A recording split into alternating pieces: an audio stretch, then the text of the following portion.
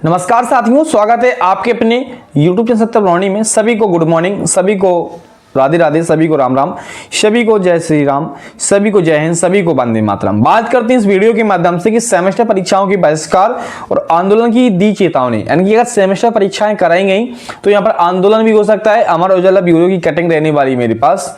तो मैं आपसे एक बात कहना चाहता हूँ यहाँ पर, ऐसा क्यों? क्योंकि आपको पता है जो आपके कॉलेज हैं उन कॉलेजों ने यहाँ पर 21 से लेके 30 तक अवकाश कर दिया है, क्योंकि शीत का भी अवकाश है। अब परीक्षाएं 31 से हैं और बच्चे यहाँ पर कहाँ से एडमिट कार्ड रिसीव करेंगे, कब करेंगे, तो कितनी दिक्कतें आने वाली हैं। और टीचर भी बोल रहे हैं यहाँ मकर संक्रांति भी आ रही है, उसमें भी छुट्टी नहीं मिल रही है। यहाँ जो शीतकालीन अवकाश था वो भी छुट्टी नहीं मिल रही है। यहाँ हमारी मई जून भी चली जाती है, उसमें भी छुट्टी नहीं मिल रही है। तो टीचरों का बहिष्कार है, छात्रों का बाद में, पहले टीचरों का बहिष्कार है कि जो परीक्षा का पैटर्न है वो गलत कर दिया गया है, यानी इसमें कुछ गैप्स होने चाहिए। ठीक है, तो परीक्षाएं आगे देखते हैं क्या कहा गया है। बुंदेलखंड महाविद्यालय शिक्षक संघ ने बैठक कर किया ऐलान। क्या ऐलान किया है कि विषम सेमेस्टर की परीक्षाओं के कार्यक्रम में शीतकालीन अवकाश को समुचित स्थान नहीं मिला है। ठीक है, इससे गुस्साए शिक्षकों ने ऐलान किया कि यदि समय रहते आवश्यक कदम नहीं उठाया गया तो परीक्षाओं का बहिष्कार कर आंदोलन के लिए मजबूर होंगे। आरोप लगाकर मकर संक्रांति पर पूर्व घोषित अवकाश को दरकिनार करके परीक्षा कराई जा रही है। ये जो मकर संक्रांति के पहले अवकाश होते थे तो उसको हटा के अब यहाँ पर परीक्षाएं कराई जा रही हैं। बुंदेलखंड महाविद्यालय शिक्षक संघ कार्यकारिणी ने बुधवार को महाविद्यालय परिसर में बैठक की है। तो कल की कटिंग है, मैंने आज वीडियो दे रहा हूँ।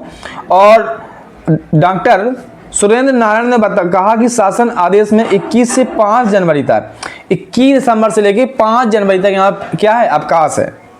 21 से लेके 5 जनवरी तक, और जनवरी में भी आगे ही बढ़ जाता, अभी जो ऑफिशियल है यही आया है, तक अवकाश को स्पष्ट प्रावधान है। इसके बावजूद बीयू परीक्षाएं करवा रहा है। ऐलान किया है यदि बीयू प्रशासन ने समय रहते आवश्यक कदम नहीं उठाया तो बुंदेलखंड विश्वविद्यालय के शिक्षक आंदोलन का रुख करने के लिए मजबूर होंगे। आरोप लगा कि बीयू का मतलब जानते हैं, बुंदेलखंड यूनिवर्सिटी, बहुत लोग नहीं जानते हैं। हालांकि मैं आपकी नहीं कह रहा हूं, आप गुस्सा मत होइएगा। आप जैसी मेरी आवाज सुनी आप गुस्सा क्यों हो रहे हैं? जो नहीं जानते उनको बताया, आप गुस्सा क्यों हो रहे हैं? ठीक है, हाँ आप सही कह रहा हूं। अरे ठीक है, वीडियो को लाइक कर दो। लेकिन ने परीक्षा समय सारणी में शीतकालीन अवकाश के साथ साथ राजपत्र अवकाशों का भी ध्यान नहीं रखा है। यानी शीतकालीन अवकाश से छोड़ो, जो ऑफिशियल डेट्स होती हैं अवकाश की, जो कैलेंडर एकेडमिक कैलेंडर आते हैं उनकी जो डेट होती हैं अवकाश की, उनको भी ध्यान में नहीं रखा है और वहाँ पर भी एग्जाम करा दिए हैं। तो भाई टीचरों की भी फैमिली होती है, टीचर के हित में मैं भी बोलना चाहता हूँ कि सही बात है। तो अवकाशों का भी ध्यान रखा है। और यहाँ पर आपको पता है कि मई जून में भी परीक्षाएं उनकी हो जाती हैं, तो मई जून में भी अवकाश नहीं मिल रहा। पहले तो वर्ष में एक बार पेपर होते थे। तो सारी दिक्कतें हैं, समझना चाहिए भाई।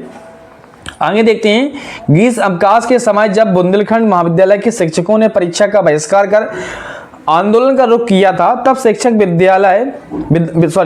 विधायक बाबूलाल तिवारी की मौजूदगी में बीयू प्रशासन और शिक्षक पदाधिकारियों के बीच समझौता के बाद ग्रीष्म अवकाश घोषित किया गया। ग्रीष्म यानी समर वेकेशन अवकाश घोषित कर दिया गया है। बैठक में Kamlesh Singh, doctor Shyam Mohan Patel, doctor Robin Singh, doctor Shiv Prakash आदि मौजूद रहे। वहां परीक्षा नियंत्रक राजबहादुर का कहना है कि परीक्षा की स्कीम जारी कर दी गई है, जिसको भी आपत्ति है वह कुलपति को अवगत कराए। ठीक है, कुलपति जी से बात कीजिएगा। और मैं एक चीज आपके लिए करना चाहता हूँ कि वास्तव में परीक्षाएं रद्द होंगी कि नहीं होंगी। देखिए, अभी आज 21 तारीख है, पहले की जो डेट थी वो 16 दिसंबर थी। क्या थी? 16 दिसंबर। और आपको पता है यहाँ पर 16 दिसंबर को जो डेट थी तो उसकी परीक्षा यहाँ पर 13 को रद्द कर दी गई थी। कब कर दी गई थी? 13 को रद्द कर दी गई थी, यानी कि 3 दिन बचे थे परीक्षा के, एडमिट कार्ड नहीं आए थे, परीक्षा को रद्द कर दिया गया था। अभी यहाँ 21 दिसंबर है और आपकी परीक्षा 31 है। अभी 10 दिन का अंतराल है, तो कुछ भी हो सकता है। मैं नहीं कह रहा हूं कि परीक्षा आपकी रद्द होंगी, मैं नहीं कह रहा हूं कि परीक्षा आपकी होंगी, लेकिन कुछ भी हो सकता है, क्योंकि स्थिति ऐसी बन रही है तो कहीं ना कुछ हो सकता है। मेरे पास जो अपडेट आई मैं आपको अपडेट करना चाहता था, इसलिए मैंने वीडियो बनाया।